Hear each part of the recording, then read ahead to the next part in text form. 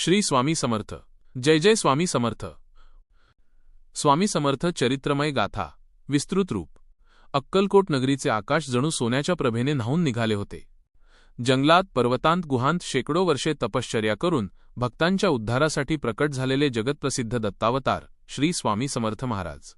त्यांची चरणधूळही ज्या भूमीवर पडली ती भूमी पवित्र झाली। कधी नेवासा, कधी महुरगड, कधी गंधर्वपूर, तर कधी अज्ञात प्रदेश। अनेक वर्षे भ्रमण करत अखेर ते अक्कलकोटमध्ये स्थिरावले। अक्कलकोटच्या वाड्यात झालेला त्यांचा दरबार दिव्य तेजाने उजळलेला असे। ते कोणाचं विचारत नसत। जात, धर्म, वर्ण, पंथ यांची चौकशी नसे। फक्त भक्ताची भावना शुद्ध असावी एवढीच त्यांची एक अट। जे पांगळे होते ते पायावर उभे राहत, जे दुःखी होते ते हसत परत जात, रोगी, निर्धन, निराश, अपयशी सर्वांच्या जीवनात त्यांच्या कृपेने परिवर्तन होत असे। स्वामींचा स्वभाव करुणा आणि कठोरता यांचा अनोखा संगम।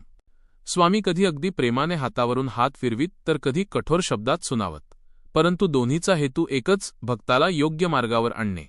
त्यांची वाणी कधी गूढ, कधी गंभीर, कधी खेळकर, तर कधी अगदी साधी पण हृदयाला भिडणारी।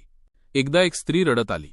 तिने म्हणाले, स्वामी, माझ्या घरात सतत भांडणं, कलह, शांतता नाही। स्वामी म्हणाले, मन शुद्ध कर, सत्य बोल, घरात माझं नामस्मरण कर। जिथे मी असतो तिथे वादविवाद राहत नाहीत। काही दिवसांतच तिचं घर सौख्याने भरून गेलं। स्वामींची प्रचिती, भक्तांच्या जीवनात घडणारी दिव्य अनुभूती। स्वामींची प्रचिती ही त्यांच्या उपस्थितीची जिवंत साक्ष। कधी स्वप्नात, कधी ध्यानात, कधी मनात येणारी प्रेरणा, कधी अचानक लाभलेली कृपा। भक्ताला कळतही नाही आणि संकट दूर होऊन जातं। एक शेतकरी रडत आला। त्याला पेरणीसाठी काहीच उरलं नव्हतं। स्वामी शांत बसले। थोड्या वेळाने म्हणाले, जा, तुला मार्ग सापडेल। शेतकरी निघून गेला आणि रस्त्यात त्याला भेटलेली मदत म्हणजे देवाचा हातच वाटला। स्वामींच्या शब्दांचा प्रत्यय आला।